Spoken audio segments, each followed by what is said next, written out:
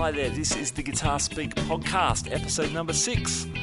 My name is Matt Wakeling. Thank you so much for joining us. And thank you if you listened in, if you tuned in last week to our interview with Brett Kingman. I had a really good time talking to Brett, and a lot of you enjoyed the interview. So thank you for your feedback and for sharing that around. Now, of course, you can listen to that interview with Brett or any of our previous interviews. Michael Dolce, Michael Fix, Patrick Keegan from Pat Keegan Guitars. And you can find those interviews at guitarspeakpodcast.libsyn.com. It's Libsyn, L-I-B-S-Y-N, so guitarspeakpodcast.libsyn.com. Now, we are on iTunes as well, or Stitcher. We're also on Facebook and Instagram, so check us out there. Come and say hello, because we love hearing from our listeners. In fact, one of our listeners, Jason King, will be featured in today's episode. Jason took up the challenge to download our backing track, which is exactly the music you can hear behind me speaking right here. And he jammed some solos over it. And Jason's going to close out today's interview, but I'll give you a little sneak peek here.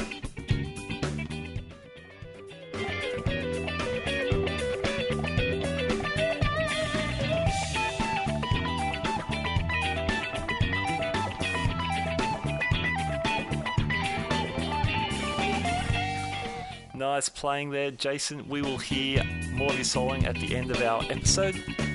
But now on to today's interview. I spoke to Michael Ross from Nashville, Tennessee recently. Now Michael, I've been following him for a while. He's a journalist, so he's done a lot of writing for guitar magazines such as Guitar Player, which is where I first sort of saw his work. But he's also written for Premier Guitar. He's written a few books, and he's had a long career as a guitarist, as a player, playing a whole variety of styles, as you'll hear in our interview. In fact, here's some of Michael's blues playing. Man, he's wailing on this track called Trouble Guy, and this is posted under the name of Hoagie Guitar Michael. Let's check out a bit of his playing right here.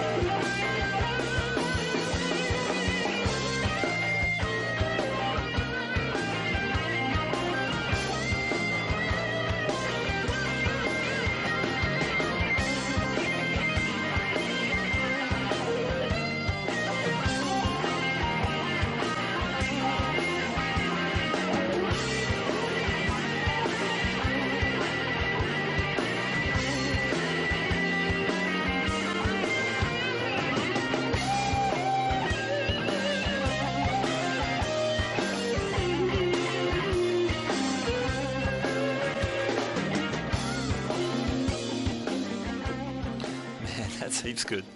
Here's a more Mark Knopfler-esque kind of track called Ride With Me.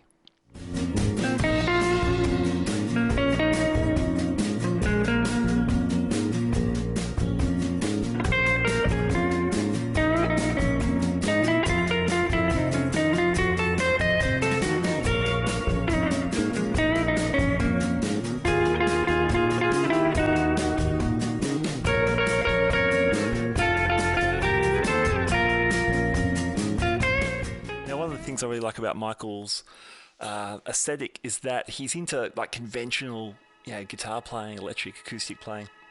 But he's also a big fan of the avant-garde and experimental avenues of guitar playing. So ambient stuff, extended technique players, free impro guys, noise sort of bass players. Michael actually performs under the name Prehab Nashville, doing ambient kind of based guitar stuff. In fact, here's a bit of a track called Awake and Sing. This is all guitar kind of textures that Michael's generated through various processing and effects.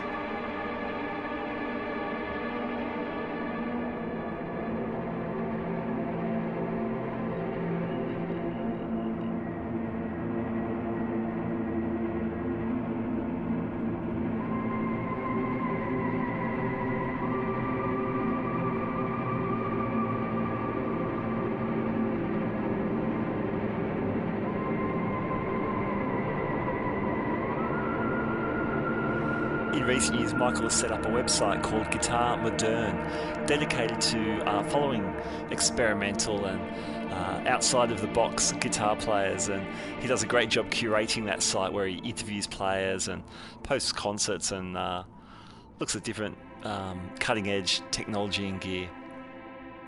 Anyway, without any further ado, here's my conversation with Michael Ross. Michael Ross, thank you for joining me on the Guitar Speak podcast. My pleasure. Now, Michael, you've been living in Nashville for a few years. Did you move there for the music scene, for all the busyness of that? Well, I tell people I moved here because I heard they needed guitar players, but that's a joke. And then I would say I moved here because the only thing they have more of than guitar players are singer-songwriters who need guitar players. Okay. So I've done some playing with those people. Oddly enough, it was people I knew from New York and used to play with in New York so far. But no, I mean, we moved here mostly for quality of life. I've lived in New York off and on my whole life. I grew up around there, lived in Manhattan for about 12 years, moved to San Francisco for 12 years, moved back to Manhattan for 12 years. And my wife grew up in South Dakota mostly, but she'd been living in New York for 20 years, and both of us had sort of had enough New York. I mean, I love New York, and it's a great place, and musically it's a great place. And, but it's a tough town, as anyone will tell you, and it gets tougher as you get older, just physically dealing with it every day. And it's changed. A lot of my friends who are still there are, complain just like every place else in San Francisco and now Nashville. Every place is getting crowded and commercialized, and but Nashville still has the music scene. I mean, there's still, like New York, it's the only other city in the world I've ever been where you can go out any day of the week for the most part and see world-class playing largely for free. Wow. Just walk into bars all over town. Give me 1 second. I'm going to shut the fan on. And so that part's been great in terms of the writing for the guitar magazines. Of course, it's been a bounty of guitar players to write about. There's some, as you can imagine, amazing ones down here, and they're very easy to get to know, and to all happy to talk at length. So I've already covered, I guess, at least 5 or 6 for between Premier Guitar and Guitar Player. Yeah, awesome. I definitely want to delve into your writing career, but when did you start playing yourself? I started on violin in the 4th grade, and then I played tuba in high school. I marched in a marching band with Steve Tyler, actually. Was playing drums in my high school marching band. Yeah, that's very rough. He's actually the guy. Yeah, he's actually the guy who turned me on to people like the Rolling Stones and the Pretty Things and Yardbirds, because I'd been more into listening to jazz. Okay. And I had started playing guitar, but I was playing sort of more folk music and country blues in high school. Mm-hmm. And my brother was playing electric guitar. He was younger, but he'd already started playing in bands. So I didn't start playing electric until college. We had a jug band in college where I mostly played washboard and harmonica. And then I think they call them skiffle groups in England. I don't know what they called them in Australia, but it was that kind of thing. And then I decided after a couple of years of college, I mean, where I went to college, my education was the music that came through there. I mean, Jimi Hendrix played in our gym, to give you an idea. Wow. Yeah, and The Who played in the gym, and the band, and Janis Joplin, and that was just the big shows. Oh my goodness. In the lobby of the dorms, I saw Howlin' Wolf. I saw Jackson Browne. People just playing in small little concerts in the lounges. So after a couple of years of that, I said, this is really what I want to do. So I dropped out of school and And it took me a while, but I started getting into playing in New York. There's gaps in between. But my first professional gig was, I actually started late. I mean, I was 20, probably 22 maybe. And I started touring with a hotel band. Okay. A Sheraton, we call them hotel bands. But that was my music college. I mean, I had to play everything from Autumn Leaves to Smoke on the Water, and play Smoke on the Water at volumes for a hotel lounge. So thank God for the MXR distortion pedal. That was Okay, yeah. So what period was this? When was this happening? that would have been the early '70s. Okay, And yep. then I dropped out. I dropped out of that band in Springfield, Massachusetts, to join an all-black soul band, because that was my idea of heaven at the time. Wow. I mean, I grew up on that music, but what I discovered is that the white clubs would not hire black bands to play black music. They would only hire white bands playing black music to play black music. That's crazy. Yeah, it was. I sort of figured out it was because black people wouldn't come to see a white band playing black music, but they would come to see a black band playing black music. And these white club owners didn't want to all of a sudden have a black club. Okay. And I'm not sure. I think that's the way it was working. Regardless, we weren't working very much, and I was starting to starve to death. And I got a call from a friend in New York, in Manhattan, to come down and play country music, which I had never played. Mm-hmm. But I had listened. I think I had a Buck Owens record, and he said, "Well, you played folk music. That's close enough. I'll teach you how to do it." So we hit the first sort of country scare in New York, we call it. There was a lot of work for playing country music. This was like mid-'70s, I guess. It was the urban cowboy era. Okay, yeah. And I think that was it. And we worked all the time. I mean, in the Bronx, the different boroughs in New Jersey and stuff like that. And that was a lot of fun. We toured some of the army bases and did that kind of stuff. And then moving right along, I was in a couple of original bands trying to get record deals that didn't pan out. And then through a friend of mine, I got a call to audition for this folk singer, Eric Anderson, who is a lot of people don't know him. Younger people don't know him, but he was, after Dylan, he was probably one of the biggest folk singers in New York in the 60s, back in the 60s. But unfortunately, his career started at the top and went downhill from there in terms of career-wise, because Brian Epstein was supposed to manage him and died just before he was going to do it. And Eric, like a lot of artists, could be his own worst enemy, but he was a great songwriter, and it was a great band. It was Randy Trelante, who ended up being the other drummer in the band when they had two drummers, with Levon Helm and those guys, and this guy Rob on bass, who was a genius musician. He played guitar better than I did. He played drums better than Randy did. He was one of those guys. But that was Eric during his wanting to be Jackson Browne and commercial phase, and it didn't work out for him, and eventually, but I went to Norway with him a couple times, and we played around a few places in Woodstock, mostly. He was up in Woodstock. Okay. And then I guess we're moving into the 80s now, and my wife at the time and I were not happy in New York. I was working at Rudy's Music Stop, which is a famous shop. The classic was it Guitar Row or something? Do they call that area? 48th Street, where all, Manny's was back when all those music stores were there, and it was very cool. I mean, everybody came in there, and I got to meet Lou Reed, and Mark Knopfler used to hang out there and wait on customers. He used to wait on customers? Yeah, oh yeah. He was. What would he do?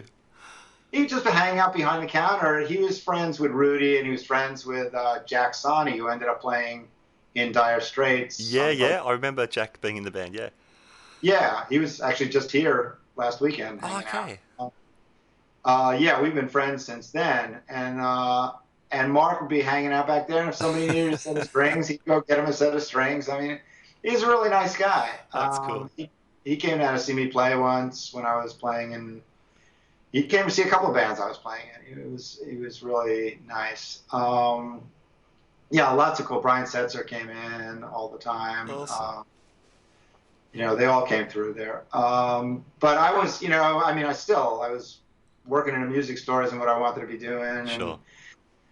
And I was playing, the bands I was playing in weren't becoming rich and famous. And I like playing in bands. And that was very difficult in New York because everybody needs to make money so badly that it's very hard to get good players to coalesce around an idea. I mean, like they do, used to do in England. I mean, they would get together and, decide what kind of music they were going to play and then learn how to play it. And, but they were very focused and everybody did that. And in New York, it was all about jobbing. I don't know what they call it in Australia, but it was about just getting another $50 gig and another $75 gig and another $100 gig and playing with 6 different bands and hoping one was going to break and that kind of stuff. Yeah, sure. So my wife had relatives out in California, so we thought we'd go out, check out San Francisco. And I went out there and I saw that the clubs out there that actually had stages. Okay. I mean, half the clubs in New York you were playing on the floor. There was no stage. And they had some good radio stations, and I thought, why not? And so we moved out there, and that turned out to be really great in a lot of ways. I mean, I played with a couple of great bands. I played with one band called the Potato Eaters. I don't know if I sent you that stuff. I don't even know if I have. I mean, I have the records, but I don't have them in MP3 form. Okay. That was there was a singer. There was a band called the Residents in San Francisco. This sort of crazy band, and the singer from that band was the original singer when I joined, and bass player from a guy named Snakefinger, who used to be a part of that circuit, and they toured around. It was basically the bass player's band, and a pedal steel player who learned to play pedal steel because he thought it would sound good on King Crimson records. Okay. I mean, King Crimson tunes. Yeah, nice. So it started giving you an idea what the band was like, and the drummer is now the editor of Keyboard Player magazine, but he's also probably the foremost avant-garde, free improvisation, drummer, and one of the biggest in the world. I mean, in that small world, he's very Gino Robert. So it was a really interesting band, and then we got a different singer, but we made a couple of records, and we did some big gigs in San Francisco. It sounded sort of like Talking Heads, type thing, but for various reasons, it never took off. And then I was in another band with an amazing singer-songwriter who, was Joni Mitchell level quality, and it was a great band. But in the meantime, I was also trying to work for a living. I mean, I wasn't making any money in those bands, so I was working at Gary Brower's out there, and he's sort of he was the West Coast equivalent of John Suhr at Rudy's. Gary was the guy who did all the work for Joe Satriani and Santana and Neil Schon. So I worked there, and he was in this shop called Real Guitars, in the back of Real Guitars, which is a big vintage shop in San Francisco. Mm-hmm. And I was working there, and I was also playing country and western in a gay bar in Hayward every Friday and Saturday for 10 years, which was actually a lot of fun when we got a decent rhythm section. And that's pretty much what I did in San Francisco for 12 years. Yeah. Then I guess the next step would have been I met this blues. Well, I used to play blues up in North Beach. I used to go sit in with people up in North Beach. And I sat in with this band that had a keyboard player in it from a band called the Dynatones, which was a big roots band that toured. And he recommended me for a gig with this blues singer, guitar player, James Armstrong, who was on High Tone Records. Mm-hmm. And James had an incident where he'd gotten his left arm all cut up. And and he couldn't play guitar, and he had just finished a record for High Tone.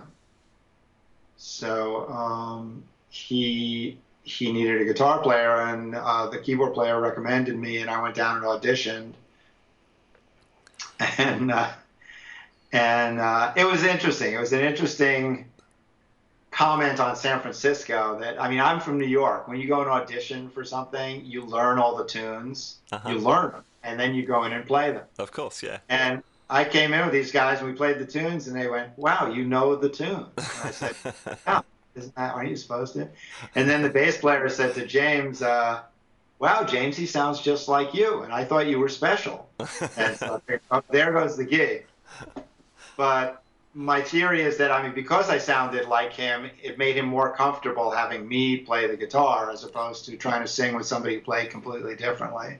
And he gradually came back to where he was playing slide, and then he was playing, full guitar. And he was a really good guitar player before he got hurt. And so I toured with him for 2 years, doing the blues circuit. What did your rig look like at this stage? So this is during the 80s? This was the 90s. Oh, okay. Yeah, I mean, I've been through, the rig history is, quickly is New York, you had to play small, because I never played really loud until I got to San Francisco. And so I was using deluxe reverbs. That was the amp, the New York amp. Yep. And then when I got to San Francisco, I ended up with this insane, it was the era of racks, 80s. So I was using a blues, not a blues junior, a pro junior as a preamp, basically. Okay. And I was running out of that into a Marshall cabinet emulator, then out of that into a Alesis whatever they call it. Quadriverb, exactly. Splitting that in stereo and through a power amp into two cabs, and then at one point I switched to one of the Boss or Roland GR20s or whatever they were, the multi effects rack thing, and I used that with the Quadriverb. And the funniest thing was when I was playing with the Potato Eaters down in Long Beach, and this guy Rod Piazza was playing in the other room. He's a pretty well-known blues guy from LA, piano player, and his guitar player came in and he was watching us play. And then after we're done and they're done, he comes up to me and goes, "When I first saw you with all that stuff, I didn't know what to think." He says, "But I got to say, you don't let it get in the way of your sound." And I think that's the secret with that. Yeah. But for the country gigs, I went through a couple of things. I tried a Fender Twin. I tried a Vibrolux, but it wasn't clean enough, for country. So I was doing a Twin for a while, and that was just way too heavy to carry around. So I found the great compromise, which was a Bandmaster head and various bottoms. Okay. I had a Bandmaster head and then a Bandmaster reverb head. And that's what I toured with James. The Bandmaster reverb mostly. And what was cool about that is I took a 410 Marshall cabinet, which are very light, not like the 412s. Sure. And the Bandmaster and the 410 Marshall became sort of an old man super reverb and a poor man super. Back then it was a lot cheaper than buying a super reverb, and I think the cabinet cost me $150 or something. The Master, $300. Whereas old pre-CBS Supers were going for, even then, like $600-700. Okay, wow. But the cool thing was I also had a custom. I had two custom 112s built for the rack setup, the stereo setup. Yep.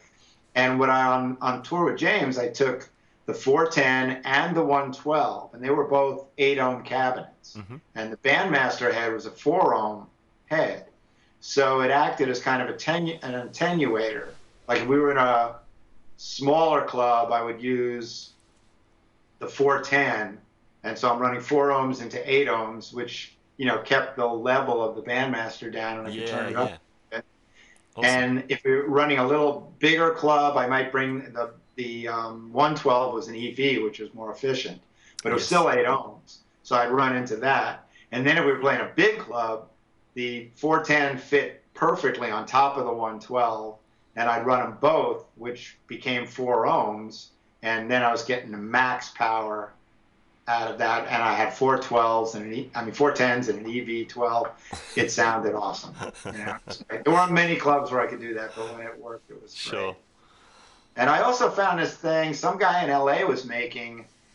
I don't know if you're familiar with Fender amps, but your listeners who are, a lot of them, you can't turn the bass, old Fender amps, you can't turn the bass over 2 or 3, or they just turn tubby.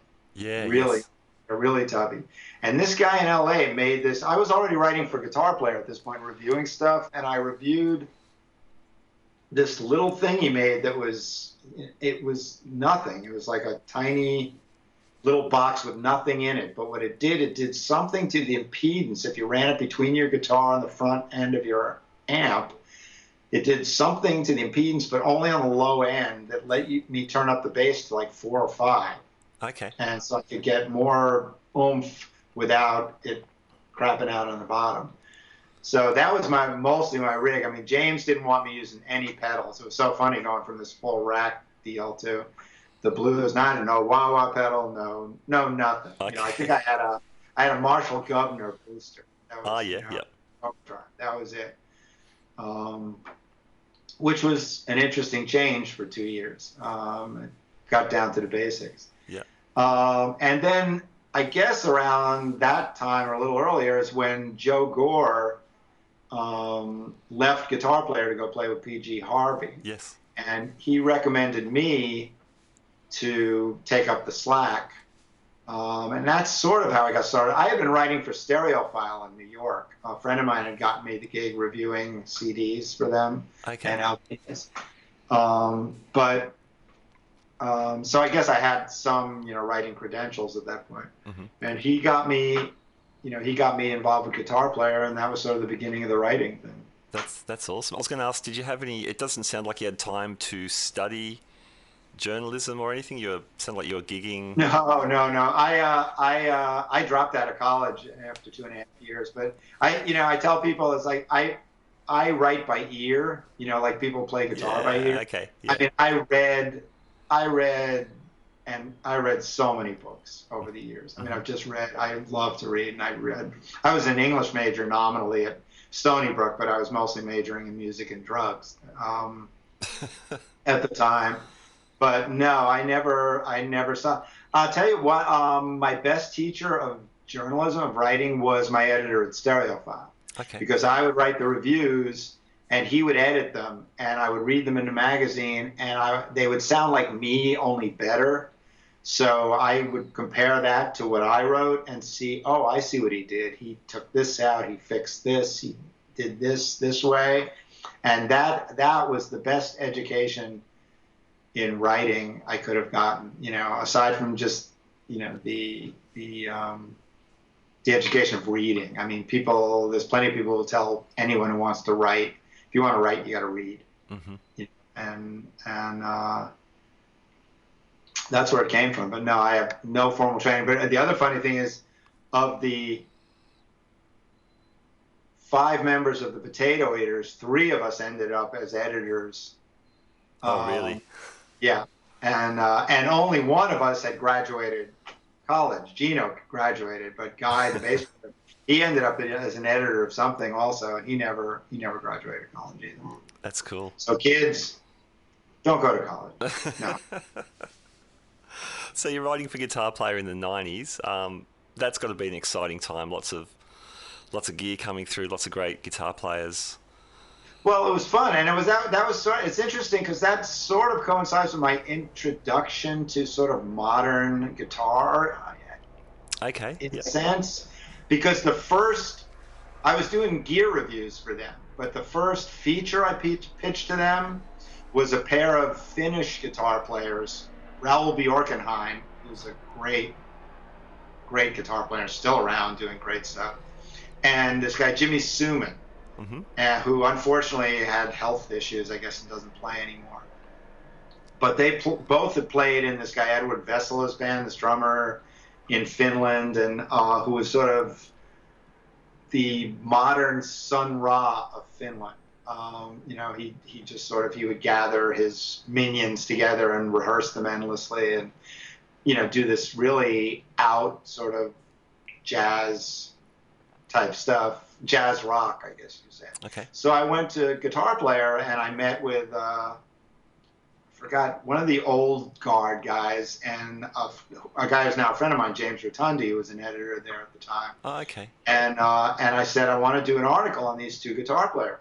And they said, but nobody's ever heard of them. And I said, that's why I want to do an article.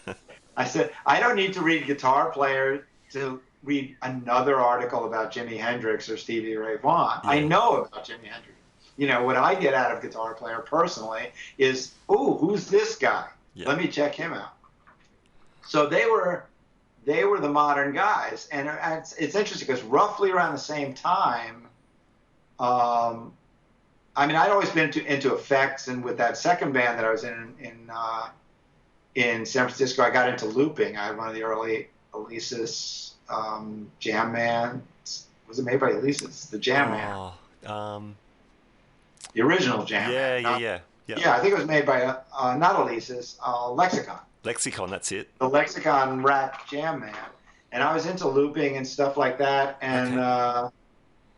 And I did a session for this guy, and the singer on the session was this woman, Ina Kumanis, who has sung on a bunch of ECM records.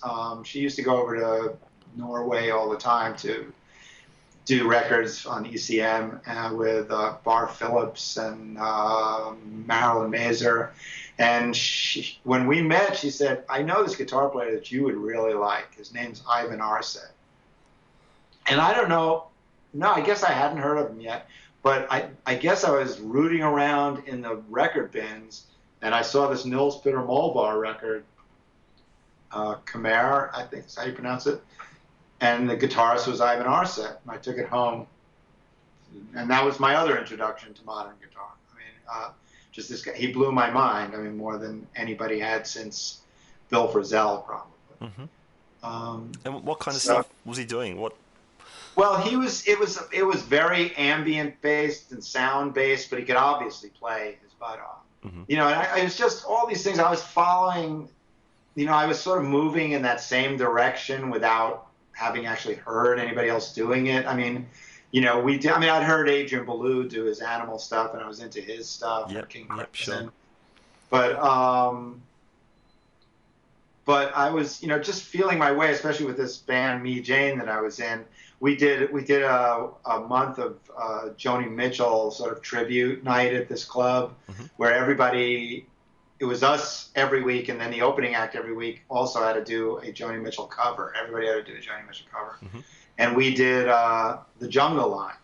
And so I was making all these animal sounds and, working all that stuff out. And I'd been doing the looping and a lot of ambient stuff. Yeah. And I heard this guy, and I'm going, yeah, that's what I want to do. I want to move in this direction.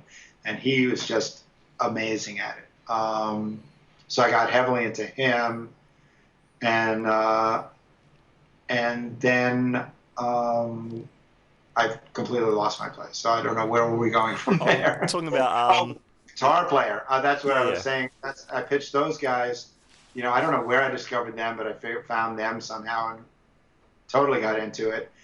And then, and Guitar Player was a great place. That's when I first started doing features for them. Okay, cool. And you started writing books? Was that later? Yeah, when I moved out. Well, when I first moved out to San Francisco, I had nothing to do. I had no job. And I figured I would pitch a book to Hal Leonard, and they say write about what you know, and mm-hmm.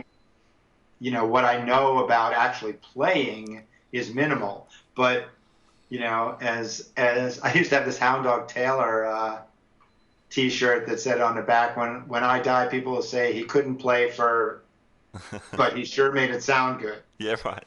Made it sound pretty. And that's, if there was anything I knew I did know is, from working at Rudy's all those years and yes, from really investigating it, I knew sound. I knew how to get good sounds out of instruments and how the effects work, and I was into effects. So I said, well, I pitched Hal Leonard on why don't I write a book called Getting Great Guitar Sounds, and they went for it.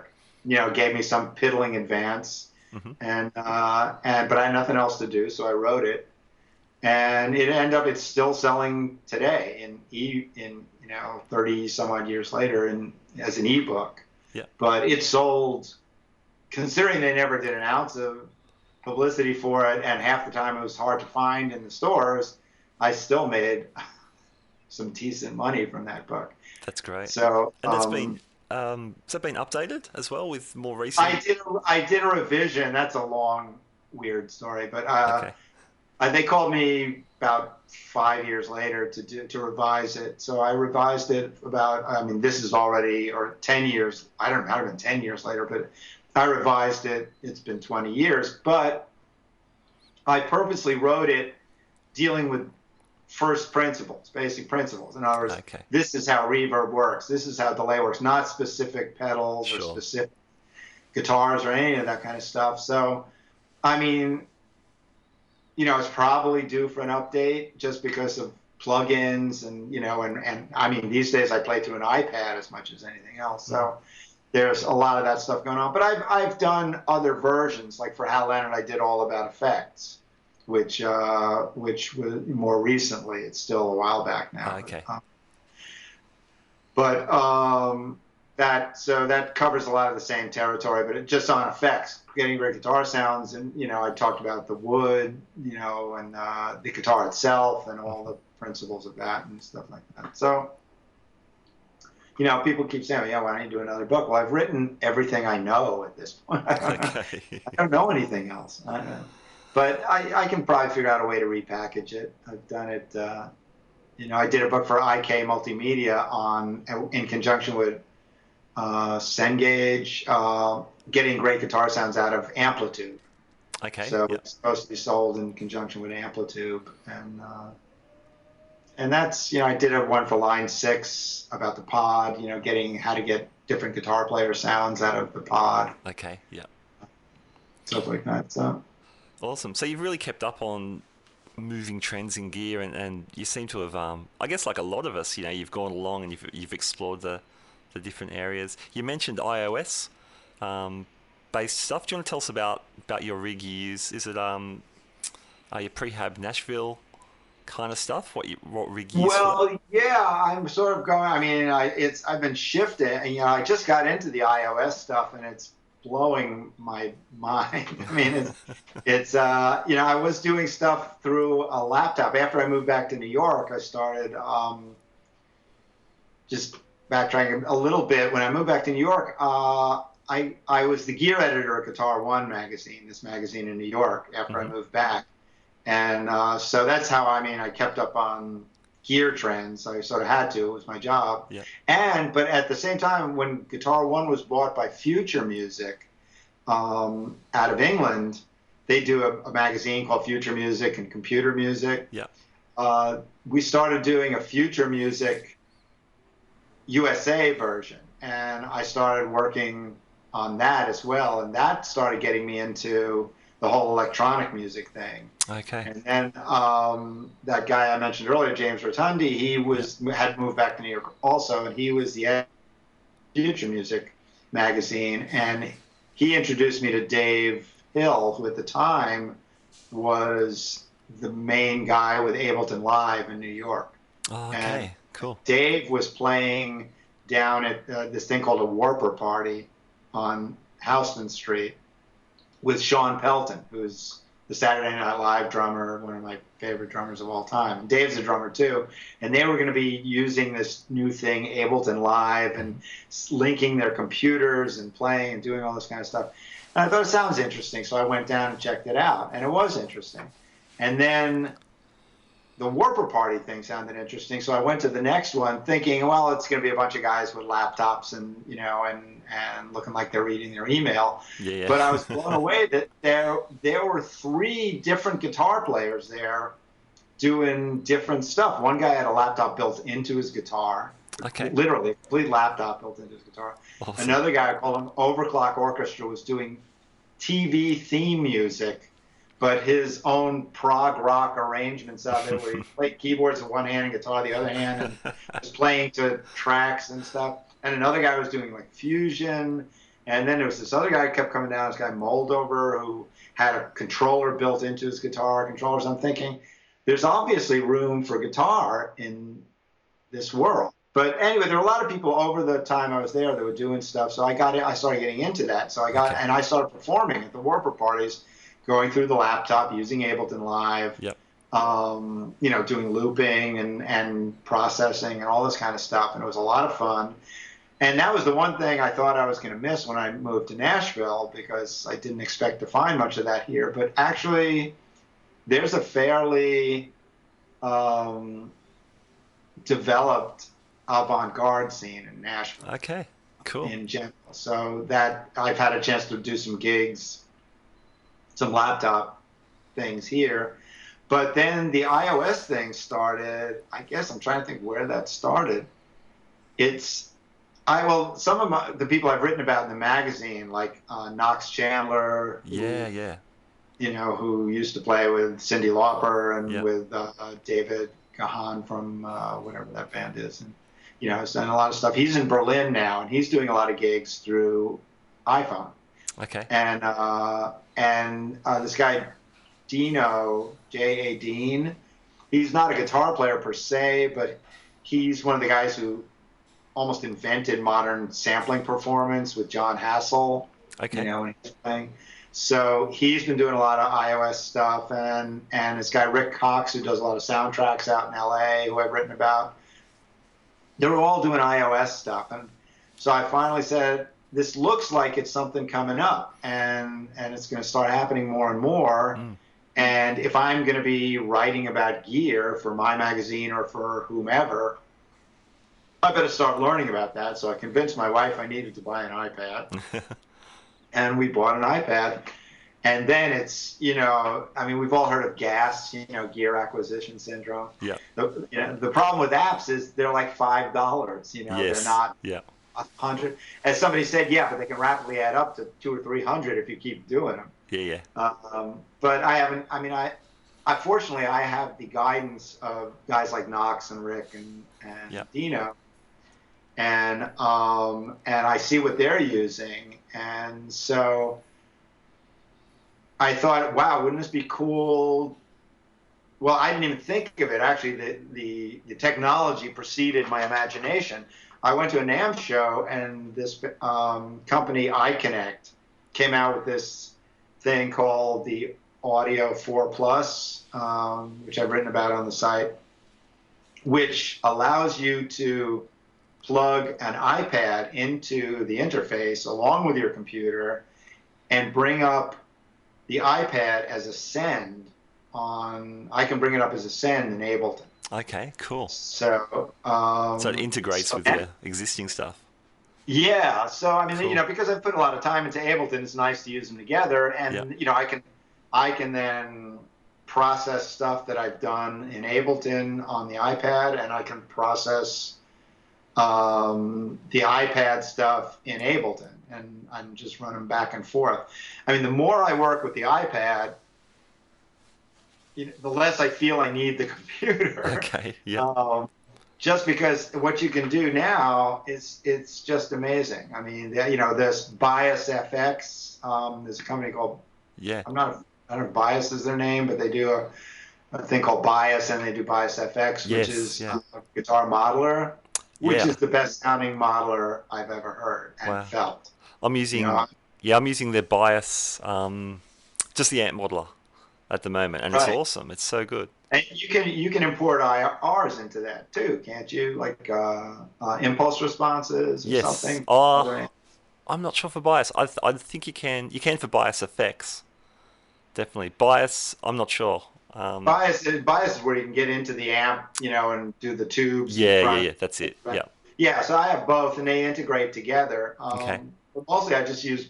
I can use Bias FX. And then I'm still, working between audio bus, which has its share of problems. And then I just discovered this mixer. God, I should probably open this up and look at it, because I have no brain anymore, and I can't I can't remember anything. But who makes this? It's called AUM by Climactica. Okay. It's a virtual mixer that goes on your iPad, and you can put up as many channels as you want. You can bus things to other things. So I'm trying that to see if that's works better than Audio Bus in terms of putting together the bias with. I mean, there are these unbelievable granular processors like Yes. Yeah. Borderlands and iDensity. I just discovered iDensity, which is amazing, Hmm. and then Sampler, which is the other big one that Dino turned me on to, which is and all of these allow you to record your guitar into them and turn it into a loop that you can do insane processing with, or some like Borderlands, there's ways to set it up that you can be processing it in real time as you're going through it. Awesome. Or iDensity, it'll process it in real time, and it's just a whole new set of sounds. And it's, I mean, especially to say when you get to my age, it's like the reason I'm not that into playing Strats and Tellys anymore, as much as I love them and I've grown up with them. Hmm. My favorite guitar now is I have a Harmony Rebel. Okay. That sounds amazing, but I mean, I love the sound of classic Les Paul and Strat and Telly, but I've heard it for 50 years. I mean, my ears just want to hear something different. So I like oddball guitars, and I like these oddball effects. That's cool. I think that sums up your career a little bit. You've got this harmony guitar, so like this goofy guitar going through this crazy iOS stuff. Like you're mashing these ideas together. I love that. Well, I try to mash the ideas together. I haven't tried the harmony through this stuff. I mean, I'm sure it would work. And it has the prerequisite for that kind of stuff. I need a bridge that I can play behind. So the harmony has a Bigsby Yeah. on it. Okay. I play behind it. I also have a Fender Blacktop Jazzmaster that I've put way too much modification money into. Okay. Um, Yeah. What but what have you done? well, I've got a Seymour Duncan bridge pickup that fortunately didn't have to buy because I was doing some work for them. But MJ at Seymour Duncan wound me a humbucker for the bridge because it comes with a humbucker, so I replaced that. And then I replaced the neck Jazzmaster pickup with a humbucker that fits right into that slot. Okay. It's on a Jazzmaster type thing. That sounds terrific.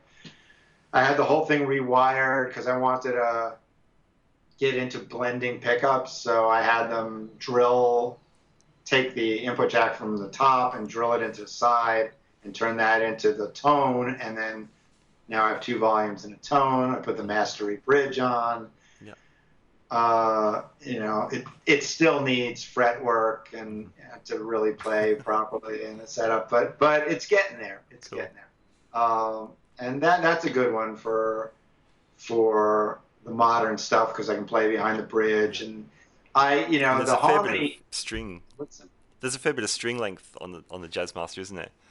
Yeah, Behind the well, bridge. it's a B major. The first three notes are a B major. That's There's plenty handy. of string, which is funny because I just got this. I don't know if you can see it in the back. One of the new Hagströms, and it has a Jazzmaster type bridge, Okay. and it's an E major Okay. Cool. behind the bridge. It's for whatever reason the length of it.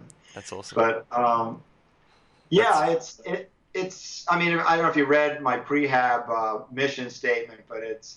I realize the modern stuff and making these sounds is the logical extension of what I've been doing yeah. for Great. years. Because I worked with singer-songwriters for years, and it was all about adding, the proper emotional sounds to me. That's what it's always been about to me. Yeah. It all Cool. starts with sound.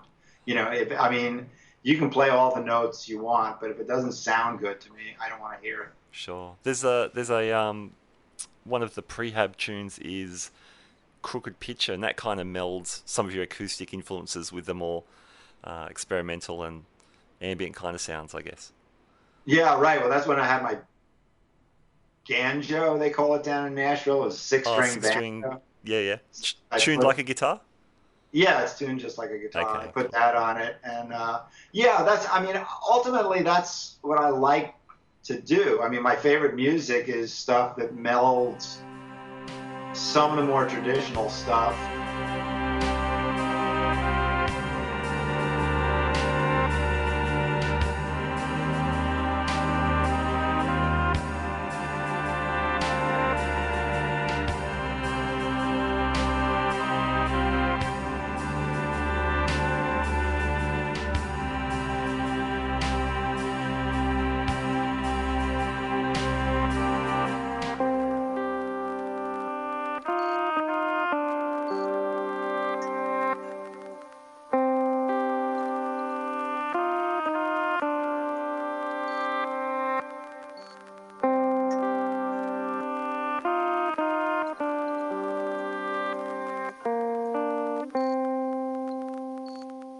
I mean, I like people like Fenez and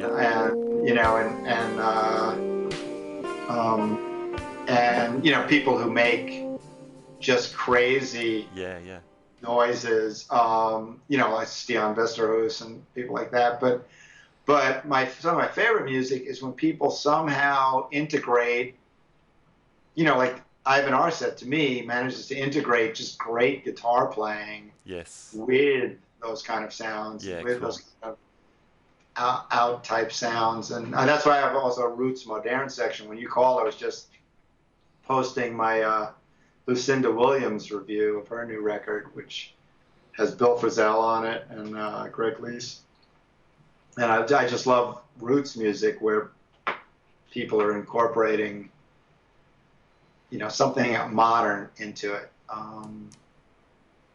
But yeah. Yeah, cool. Let's can we talk about Guitar Moderne and by association Roots Moderne? That's the website you formed a few years ago. What was your mission with that? Well, this was when I was back in New York. I found myself spending way too much time on YouTube tracking down weird guitar players. I mean, guys, you know, doing the kind of stuff, the guitar players that I write about in Guitar Moderne, people like Stian and Ivan, and, you know, videos of people, Bill Horst, you know, and I was astounded how many there were worldwide, you know, people doing interesting stuff. And I realized I'm on Facebook. I could post the videos on Facebook, and I have a lot of guitar friends on Facebook. Sure. But of those guitar friends, how many of them are going to be interested in this kind of guitar playing? Yeah, right. I mean, you know, a lot of them aren't. I mean, some of them are, but a lot of them aren't. And I thought, why don't I just put together a blog/magazine, you know, that's just dedicated to this, and I'll put it up and see if it finds an audience. You know, see if people can find it. I can put it all in one place, and if people are interested, they can find it there. Cool. And, you know, like anything else, you do it for love. You know, I taught myself WordPress, you know, got a little help, and built the site so I can maintain it myself, and started posting this stuff, and people like yourself and others started coming. You know, if you build it, they will come. and I was amazed. I mean, it was a slow build. I mean, you know, it's still not, you know, Eddie Van Halen, and, you know, it's still not something that appeals to your, you know, 12-year-old in his basement, you know, wanting to rock out.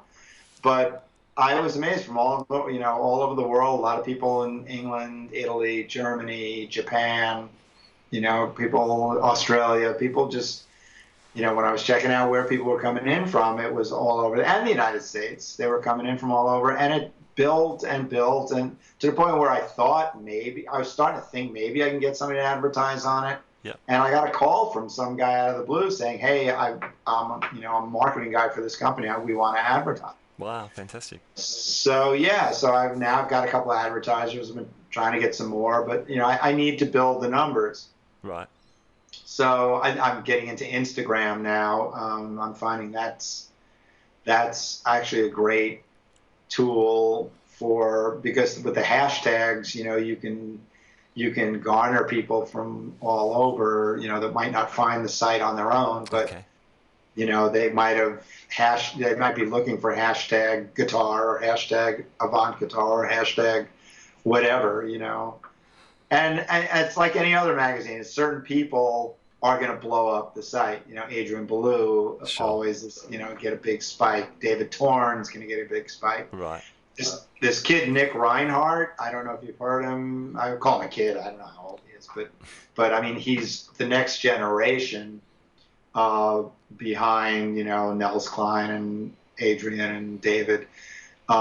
Is a band Terramellos, and he's unbelievable. I mean, in terms of the way he uses effects, totally integrated into his playing, and sings and carries the bass player on his shoulders, and I mean, he puts on an amazing show. So every time I tag him, all of a sudden there's a big spike. Okay. He's developed this huge following. So it's been great. It's been very rewarding, and it's become. I mean, Andy Summers' publicist called me to say Andy wants to be interviewed for Guitar Moderne. Wow. Because his last record was great and very avant-garde. Okay. It wasn't something that would normally go in the regular magazines. So that's been pretty much the saga. Cool. And part of the site, you've got a subsection called. Is it Roots Moderne? Yeah, Roots Moderne. Yeah, because I that kind of blurs the lines a little bit more. Well, yeah, a little bit. I mean, it's as I was saying before. I mean, I personally, or as you were saying about me, I mean, I only go at the two ends. I mean, I play blues, I play country, I'll play real rootsy singer songwriter stuff. And then I'll play through a laptop or an iOS device making noise. Yeah. And I'm not really interested in much in the middle. Okay. I mean, I used to be into pop, but pop has left me and I've left it. Sure. And but pop, in fairness, I have to credit pop for getting me interested in sounds. Yep. Because that's, I mean, blues, you plug into the amp. Country, you basically plug into the amp. Yeah. But I played pop for a lot of years, and playing pop, you have to learn, how do you get that sound? Oh, there's an interesting sound. Yeah. And I really got into more sounds. But I no longer do that. But I also, if you check out the site, there isn't a lot of Roots Moderne stuff on it. Because I don't want to totally balance, throw it off balance, but B, there aren't that many artists that fulfill my definition of it, which is, their music has to be thoroughly rooted in blues, country, roots music, but it has to add something, to the lexicon, or it has to bring, make it feel like it was recorded today, not that they're trying to sound like it was recorded in 1962. Yeah, sure. So what sort of players get a run there? Well, there's a guy, C.C. Adcock, out of Lafayette, Louisiana, who unfortunately only does a record every 10 years. But and he's overdue for the last one. But he does, he grew up playing Louisiana music and Zydeco music, and he's a real character. But there's, so the music is truly rooted in that stuff. But there's definitely modern production techniques, and the sound is modern without losing that feel. Mm-hmm. There's some stuff. There's a band called Snake Farm that they haven't done many records either, but they do old folk songs, but they do them with like hip hop grooves, and a great guitar player playing some cool guitar parts, just stuff like that. There have been bands over the years. Little Axe was one. Oops, that's weird. They were the guys. Little Axe was the band. They were a Sugar Hill band, based on the Sugar Hill band that did hip hop, but they did this great blues-based record. I love those. The R.L. Burnside records that they produced at Fat Possum, where they used loops and hip hop grooves and sampling, and they sample these old blues guys' voices and do stuff. There's a lot of stuff like that. And as I was saying, the new Lucinda record, because you have Bill Frisell playing on it, he's awesome. Not play it standard. Mm-hmm. So that's the kind of stuff, and usually there's enough each year to garner, a list at the end of the year of 3 or 4 or 5, and maybe I'll write some up if something really impresses me. But it's not a major part. It's just an outlet for if I find some of this stuff and I can't write it up for the regular guitar magazines, Yep. then it gives me an outlet for it. Yeah, cool. So, if I can jump back over to the more regular guitar magazines, you write for Premier Guitar as well, which is probably in the last few years. I mean, they've been around for a while, but in the last few years, they seem to have really taken off, particularly online. Yeah. You spend a lot of time reviewing gear. You mentioned in one of your posts it's a golden age for guitar pedals. And it was hard to find a bad guitar pedal these days. It is. I mean, it's they're like condiments. Is ketchup worse than mustard? Yeah. And if you've ever been in an American supermarket, you can see that you'll see that there's 75 brands of corn kernels. I mean, it's not, some are better than others. They may vary slightly, but it's there. Yeah, it is hard to find a really bad. I mean, they still exist. Every now and then I'll get a pedal and I'll go, no, I can't do anything with this, or a guitar or something. Sure. But for the most part, no. I mean, it's an amazing era for guitar gear, and the prices are, new stuff is ridiculous. I mean, you can get a spectacular, I don't know, spectacular, but a thoroughly playable guitar for $150, something like that, or less. I mean, the big joke in Nashville is there's a guitar player, Jack Pearson. When I came to Nashville, I mean, I'm in the guitar business. I had never heard of Jack Pearson. And every great guitar player I met in Nashville, I'd say, oh, you sound really good. And they say, well, thanks, but you should hear Jack Pearson. And finally, I heard Jack Pearson, and yeah, he's amazing. I wrote him up for Guitar Player a while back. Okay. But he plays a $90 Squire Bullet guitar. Not even a good Squire. He's got the Bullet. No, not even the good Squire. A Squire. And some people maintain he does it just to, take the piss out of all the other guitar players in Nashville. It's like, yeah, you've got all your cool custom gear, but I still play better than you. And he does, and he sounds great. And I mean, it's just that era we live in. You can get thoroughly playable stuff cheap. Earthquaker pedals, just to give a plug for one of my advertisers. Yeah. And I did a piece on them for Premier Guitar long before they were advertisers. And he comes out of the Mike Matthews school, electroharmonics, of he wants to make great sounding stuff that people can buy at a reasonable price. And in the boutique world, he took some heat for that, because the wisdom in the boutique world is if it doesn't cost $300, it can't possibly sound good. Yes. But he doesn't care, and they're doing amazingly well. I mean, because they make really cool weird stuff. They make really cool basic stuff, and it's all very well made and all sounds good. And, they've developed a huge following. But the funny part is, yeah, this is my business to write about this stuff. But almost daily, people come up to me and say, oh, man, have you heard this pedal? And I go, no, I've never even heard of that pedal. Yeah, right. Oh, have you heard this amp? Nope, never even heard of it. Have you heard this guitar? We got guitars, less so. But there's so many people making boutique amps these days and boutique pedals and stuff. It's impossible to keep up. It's like the record business. I mean, I used to be aware of every artist, decently major artist that was out, because I spent a lot of time in record stores, at least filing through the bins. Mm-hmm.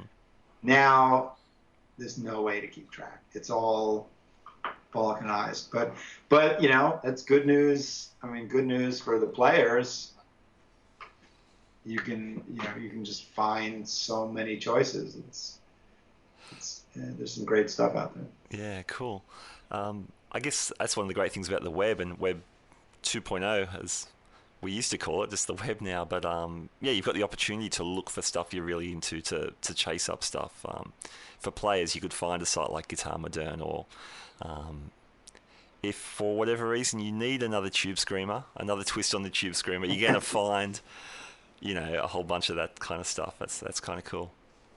Well, absolutely. And I mean, and also, I mean, everybody's doing stuff mail order these days with the 30-day return thing. But also, I mean, all you have to do is watch a Pete Thorne video or a Pro Guitar Shop video, and almost every pedal known to man, one way or the other, is being demoed by those guys. Yeah. And you can hear people who can really play the stuff and judge for yourself. Is that a sound you want? Yeah, it's amazing. That's a whole nother industry, isn't it? I'm going to talking to a bloke called Brett Kingman, an Australian guitarist. But he does stuff. He does some stuff for Pro Guitar, and he's a fantastic player. But he's got this whole side career, reviewing stuff online, like really high quality reviews, and that's I mean, that's the story of the modern age. Is everybody's got to multitask. I mean, I just did an interview with this local guitar player, Guthrie Trapp, who's a terrific country guitar player, and one of the top guys in Nashville. But he never stops. I mean, he's teaching online. He's starting a school. He's got a steady Wednesday night show that he does in town. He does people do that, and the gear thing is it's an outlet for some guys, and some guys do it better than others, and some guys are more into it than others. What have you got coming up at the moment? What's on the bench, so to speak? Well, I at this point I'm just trying to get the numbers up a little. I'm trying to post more. I slacked off a little bit on posting on Guitar Moderne. And I find the more I do, of course, the more the numbers go up. So I need to concentrate on it a little more so I can get more advertisers. Sure. So, it's a cycle. I mean, if I can get more advertisers and get more money coming in from that, it justifies spending more time on it. And I spend more time on it, get more numbers, I don't want to fill the page with advertisements. That's one thing I don't like about a lot of other sites, and I don't want to do that. But if I get enough numbers, then, ultimately I can raise the prices with the advertisers I already have. So that would work just as well. Yeah. I mean, here's the thing with guitar players that we know well. If you're reading a guitar interview and there's a couple of ads for guitar pedals or something, I think they're more happy than not happy. So a couple of ads. Well, that's fine. I mean, yeah, I know that. I mean, I'm fine with that. But I mean, one of my selling points is that it's targeted advertising. In other words, that it's I want the ads to be as interesting as the articles. Yeah, sure. I want it to be stuff you do want to look at. So, I mean, I'll be happy to take it. I just don't want, play guitar and get girls. I mean, yeah. Sure. You can get that stuff through Google ads and stuff like that. I don't want to do that. Yeah. But I'm working on that. I mean, my other project is to try and just get more playing happening down in Nashville, just both through the laptop and doing singer-songwriter stuff. I just did a songwriter party the other night, and I played this harmonica player plays there, P.T. Gazelle, and he's spectacular. He's like Howard Levy. He can play, he plays a diatonic harmonica, but he can play all the notes. So he can play Billy Strayhorn's Lush Life on a basic blues harmonica. And we did a duet of Here, There, and Everywhere by the Beatles. I just played guitar and accompanied him on the Harmony Rebel. And somebody called him and wants us to do their wedding, do a thing for their wedding. Fantastic. So that'll be fun. But just I'm looking for songwriters, somebody that does need a guitar player and something that's interesting to me to do. At this point, I'm just not looking for gigs. So there's that. Plus, my wife and I have gotten into photography, and I've been in a couple of shows down here. I do that as well. Trying to do more of that. And, it's just, Nashville's just a great place to do stuff. It's very doable. It's very handleable. New York is very overwhelming. Okay. Whereas Nashville, it's still a relatively small town, and if you want to do something, you can meet somebody and find somebody to help you do it. But there's a great guy, Chris Davis, down here who puts on avant-garde shows, and so I'm hoping to do some more shows with him and things like that. And that's pretty much the idea. Yeah, cool. And how about the writing? Have you got anything on the page at the moment?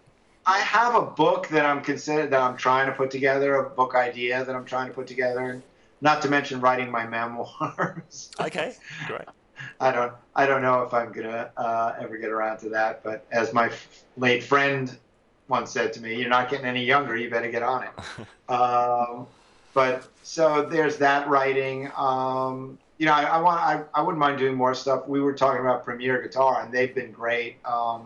It's funny, half their staff lives in Nashville at the moment. Okay. So that works out. And they've been real open to doing so. Like I did a thing on extended guitar techniques for them. Yeah. So and I'm doing a piece on Stian Vesterhus for them, who's as avant-garde as guitar gets these days. Fantastic. So and they're open to it. So God bless them, and they pay decent, and so I wouldn't mind doing more for them, as well as Guitar Player. I love both those magazines. I like, all the people involved in both of them. So it works out. It's just about doing what you like with people you like. Michael, it's been fantastic talking to you today. Really fascinating listening to your amazing career spanning all sorts of guitar areas, all sorts of styles and opportunities. So thank you so much for joining us. We appreciate your time. Oh, it's been a pleasure, Matt. Thanks for having me. Okay, cheers. Have a great day. You too. Thanks, mate. So there you go. That was my interview with Michael Ross. What a amazing career he's had. So he was in the marching band with Steve Tyler. He saw Jimi Hendrix play in his school hall. Mark Knopfler used to sell the odd set of guitar strings when they were hanging out at Rudy's Music when he worked there. Amazing. Plus all the cool stuff he's doing as a journalist and as the curator of Guitar Moderne. Definitely check out that website. It's very, very cool. And I loved his tracks. I love that Prehab Nashville stuff he's got going on. Man, cool tracks.